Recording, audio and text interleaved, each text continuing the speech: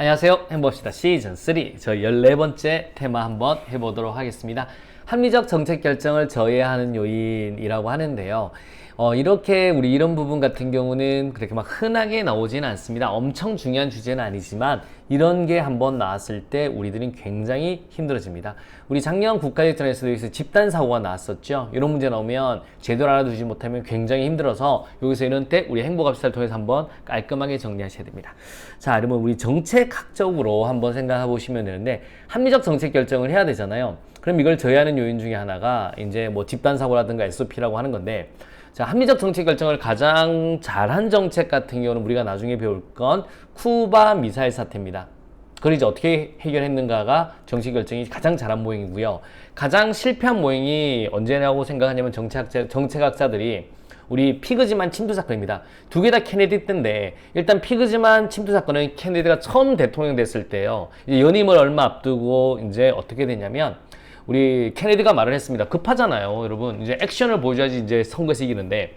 그래서 우리 쿠바를 한번 무력화를 완전히 이제 붕괴시키는데, 쿠바에서 이제 넘어온 사람들을 훈련시켜서 다시 쿠바로 침투해서 쿠바를 전복시키면 어떠냐라는 식으로 케네디가 말을 했습니다. 그러니까 이제 우리 그 케네디를 따르는 밑에 있는 NSC에 있는 분들이 전부 다 딸랑딸랑한 거예요. 아유, 뭐 대통령 의견이 좋습니다. 해서 쫙 가는 거예요. 아니라고 생각했는 사람들조차도 뭐지? 하면서 가만히 있는 거예요. 혹시나 내가 어떤 말을 하면 쫓겨나가지 않을까 이런 걱정을 하면서. 그래서 이제 피그즈만 침투 사건이 결정이 된 겁니다. 그런데 그게 뻘밭이었던 거예요. 누구나 다 알고 있었지만. 그래서 침투 사건에서 총 맞아 다 죽은 거예요. 그래서 가장 최악의 결정을 했을 때 가장 크게 영향을 미친 게 여기서 말하는 이 집단 사고가 나옵니다. 집단 사고. 그래서 이거 하면 되고, 그 다음에 가장 잘한 게 이제 그 후에 이제 연임에 성공했죠. 케네디가. 이제 쿠바 미사일 사태가 막 터졌을 때 이제 쿠바를 이제 어떻게 할지에 대해서 각각 의견이 막 많이 나왔습니다. 그래서 가장 잘한 정책 나중에 앨리스 모형을 배우게 될 겁니다. 이제 거기서 배웠는데, 최악이 됐을 때 집단 사고 나오니까 왜 어떻게 하면 합리적 결정을 못했을까? 그때 연구하기 시작한 겁니다. 그럼 한번 보도록 하겠습니다. 일단 흐름을 한번 보셔야 됩니다. 왜냐하면 교수님들 같은 경우는 가장 쉽다고 냈는 문제들이 우리 수험적으로 가장 어려울 수가 있는 거예요. 이런 배경 지식 같은 걸 좀 알아둬야 우리가 좀 쉽다라고 보시면 돼요. 자, 우리 합리적 정책 결정을 왜 못할까요? 여러분 보세요. 인간적 요소 때문에 못할 수도 있죠. 그래, 결정자의 가치관과 편견이 작용할 수도 있습니다. 여러분 한번 보세요. 우리가 여러분 합격이라는 목표가 있는데 여러분 그중에 최고의 선택을 해야 되는데, 여러분들 사람 인간적인 요소로 뭐 결정자가 그냥 뭐 제일 많이 드는 사람이 제일 좋은 거 아니야? 이런 식으로 들어가서 여러분 선택을 했을 때 여러분 안 맞을 수도 있다는 거죠. 그래서 결정자의 가치관과 편견이 작용할 수도 있는 거고, 그 다음에 합리적 의사결정자의 실수로 합리적 결정을 못할 때도 있잖아요. 그 다음에 우리가 이제 합리적 목표가 되려면 모든 걸 다 분석해서 최고의 결정을 해야 되는데, 그런 인지 능력에 한계가 있을 수 있는 겁니다. 그 다음에 제일 중요한 게 여기서 집단 사고의 작용이에요. 여러분, 그룹 띵킹. 발음 그룹 띵킹입니다. 자, 이게 뭐냐면 한번 보세요. 제가 이제 수업이 끝나고 저희 수업 듣는 친구들과 같이 저 오늘 늦게 끝났으니까 제가 밥 한번 살게요. 저 식사 한번 하러 가요. 라고 갑니다. 그러면서 이제 여기 중국집 좋아요. 중국집 갑니다. 저는 이 집에서 짜장면이 최고라고 생각합니다. 난 짜장면이라고 말합니다. 그러니까 이제 저희 이제 조교도 갑자기 저도 짜장면 이라고 합니다. 그러면 좀 수업 듣는 저 좋아하는 애들이 선생님 저도 짜장면 쫙 다 짜장면 합니다. 그럼 여러분은 나 짬뽕 먹고 싶은데 라고 해도 함부로 말을 못 하는 거예요. 아시겠습니까? 내가 말했을 때 어떤 생각을 할까? 자기 검열을 통해서. 이런 식으로 하는 겁니다. 그 다음에 이제 말 안 하고 가만히 있으니까 저 옆에 있는 친구입니다. 그러면 우리 모두 짜장면을 통일할 거야. 이렇게 집단사고가 작용한다라고 보시면 돼요. 그러면 합리적 결정을 못 할 수가 있는 거예요.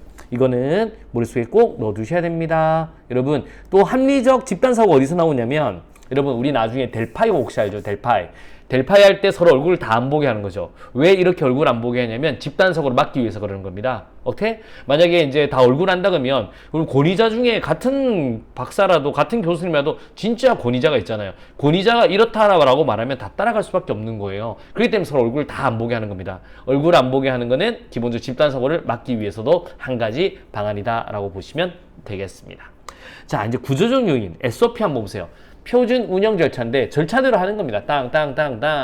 그러니까 이제 합리적 결정이 못할 수 있는 거예요. 그러니까 상황이 바뀌었는데도 절차대로 해야 되니까 합리적 결정을 못할 수가 있다라고 보시면 되겠습니다. 그래서 이것도 중요해요. 표준 운영 절차, SOP의 절차. 밑에서 문제를 보면 SOP의 장점과 단점 이런 거 보시면 돼요. 아시겠습니까? 그러니까 쉽게 말해서 우리 SOP대로 한다는 게 뭐냐면 북한이 우리한테 만약에 총알을 10발 쏘죠. 그러면 우리는 교전 규칙에 의해서 3배를 응대해야 됩니다. 그럼 90발을 쏴야 되는 거예요. 그런데 실수로 쐈어. 그런데도 막 쏴버리셔야 되는 거예요. 이러면 이제 합리적 결정을 못 할 수도 있는 겁니다.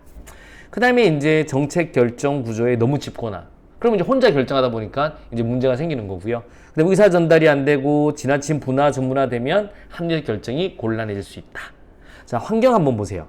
우리 행정이라는 거는 문제하고 목표가 너무 다양합니다. 우리 개별 기업 같은 경우는 돈 버는 것 딱 하나잖아요. 그런데 우리 행정은 목표가 다양하다 보니 이게 합리적 결정이 좀 힘들 수가 있고 정보 물적 자원이 부족. 맞죠, 여러분? 합리적 결정을 하기 위해서는 충분한 자원이 있어야 되는데 그렇지 못하는 거예요. 그런 문제가 발생할 수 있는 거고요. 자, 우리 여러분 매몰 비용에 영향을 받으면 안 돼요. 합리적이라는 거는 매몰 비용, 회수할 수 없는 돈에 영향을 받으면 안 되거든요. 그러니까 여러분 이런 거 봐봐. 우리 뷔페 먹으러 가잖아요. 내면 그 돈 돌려받지 못합니다. 그러면 내가 딱 먹고 싶은 만큼 먹어야 되는데 사람이 그게 되나? 막 쑤셔 넣잖아요. 이런 문제가 생깁니다. 그리고 이제 여러분들 책 같은 거 기본서 사잖아요. 이거 아닌데 라고 하면 선생님 바꿔야 되는데 그게 바꾸기 쉽지 않은 거예요. 왜? 매몰비용 영향을 받기 때문에. 이런 문제가 있다 라고 보시면 되겠습니다. 이게 얼마 안 되는 내용 같지만 집단 사고라든가 SOP 이런 내용들 매몰비용 머릿속에 꼭 한번 넣어두셔야 됩니다. 자, 문제를 한번 가보도록 하겠습니다. 문제를 통해서 한 번 더 가보도록 하겠습니다. 자, 제니스가 주장한 집단사고 예방 전략에 대한 설명으로 옳지 않는 것은요. 이제 2016년 국가직이 한번 나왔죠. 근데 2023년도에 또 이 문제가 나왔습니다. 자, 갑니다. 조직에서 결정하는 사안이나 정책에 대해서 외부 인사들이 재평가할 수 있는 체계를 구체화해야 된다. 맞습니다. 이러면 좀 막을 수 있다라고 보시면 되겠고요.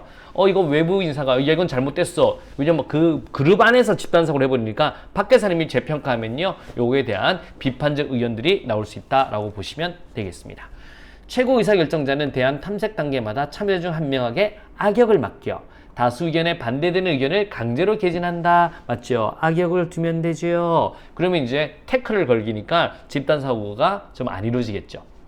자, 집단적 의사결정에서 의사결정 단위를 2개 이상으로 나눈다. 무조건 yes or no만 하지 말고 2개 이상 단위로 나누면 좀 더 다양한 결정이 나올 수 있겠죠. 딩동댕동 되겠습니다.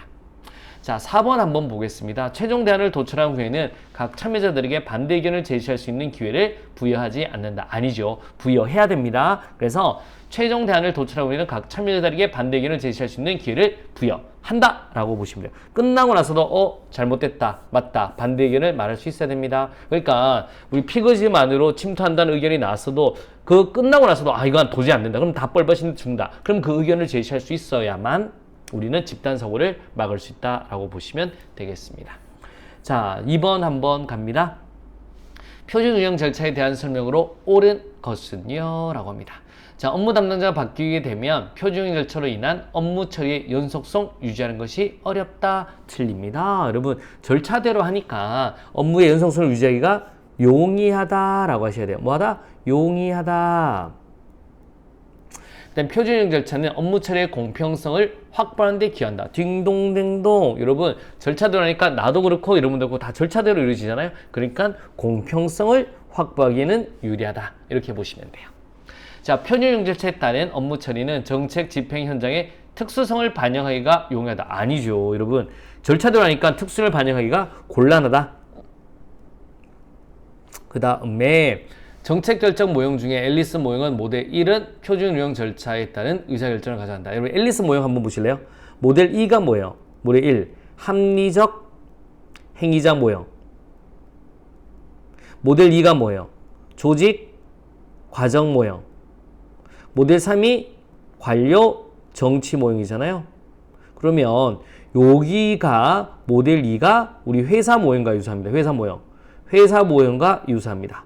그러니까 SOP대로 움직인다라고 보시면 돼요. 그래서 정치 결정 모형 중에 앨리스 모형의 모델 1은 표준 운영 절차, 모델 2가 표준 운영 절차에 따른 의사결정을 가정한다라고 하셔야 됩니다. 정답 몇 번? 2번이 되겠습니다. 자, 우리 OX로 한 번 더 가보도록 하겠습니다. 자, 감정적 요소, 비용의 과다, 지식 및 정보의 불안정성 등은 합리성의 제약 요인에 해당한다. 맞습니다. 여러분, 이럴 때 있죠. 분명히 맞다라고 하면 되는데 내가 너무 화가 나서 감정적 요소 때문에 그렇지 않다라고도 막 말할 때 있죠. 그 다음에 비용이 너무 과하다. 그 다음에 우리가 알고 있는 게 너무 불안 요소 때문에 합리성 있게 결정을 못할 때도 있습니다. 그래서 O 되겠습니다. 자, 두 번째 가보도록 하겠습니다. 제니스가 주장한 집단사고 예방 전략으로는 최종 대안을 도출한 후에는 각 참여자에게 반대 의견을 제시할 수 있는 기회를 부여하지 않는다. O예요, X예요? X 되겠습니다. 예방 전략은 최종 대안을 도출한 후에도 각 참여자에게 반대 의견을 제시할 수 있는 기회를 부여하여야 한다라고 보시면 돼요. 부여해야 한다라고 보시면 되겠습니다. 자, 3번 가보도록 하겠습니다. 업무 담당자가 바뀌게 되면 표준형 절차로 인해 업무 처리의 연속성을 유지하는 것이 어렵다. 여러분, O예요? X예요? 이건 X 되겠습니다. 여러분, 업무 담당자가 바뀌어도 표준형 절차로 해서 업무 처리가 계속 이루어지는 거죠. 담당자 바뀌어도 절차대로 하면 되니까 연속성을 유지하는 것이 쉽다라고 보시면 되겠습니다. 가능하다. 자, 키워드로 한 번 더 가보도록 하겠습니다. 자, 표준 운영 절차는 업무 처리에 뭐뭐를 확보하는데 기여한다. 여러분, 공평성요. 공평성을 확보하는 데 기여한다 라고 보시면 돼요. 아시겠습니까? 공평성, 형평성, 계속성도 괜찮아요. 이렇게 보시면 되고요. 자, 집단사고를 예방하기 위해서는 조직에서 결정하는 사안이나 정책에 대해 빵빵 인사들이 재평가할 수 있는 체계를 구축해야 된다. 안에 있는 사람들만 하면 집단사고 나타날 수 있으니까 외부 인사들이 재평가할 수 있는 기회를 주어야 한다라고 보시면 되겠습니다. 자, 세 번째 한번 가보도록 하겠습니다. 그룹 띵킹을 예방하기 위해서는 최고 의사결정자는 대안 탐색 단계마다 참여자 중 한 명에게 뭐를 맡겨 다수 의견을 반대되는 의견을 강제로 개진한 딸랑이는 안 되죠? 악역을 맡겨야 됩니다. 악역을 맡겨서 태클을 걸어라. 맞죠? 이렇게 보시면 되겠습니다. 합리적 정책 결정의 저요인 이렇게 보면 아주 간단한 내용 같지만 집단사고라든가 SOP라든가 이런 개념적 용어를 좀 확실히 알아두시면 여러분이 이런 문제가 나올 때 당황하지 않는다. 자, 오늘도 굉장히 고생하셨습니다. 여러분, 좋은 습관이 합격으로 인도한다. 행복합시다. 시즌 3였습니다. 자, 오늘 굉장히 고생하셨고요. 내일 뵙도록 하겠습니다. 수고하셨습니다.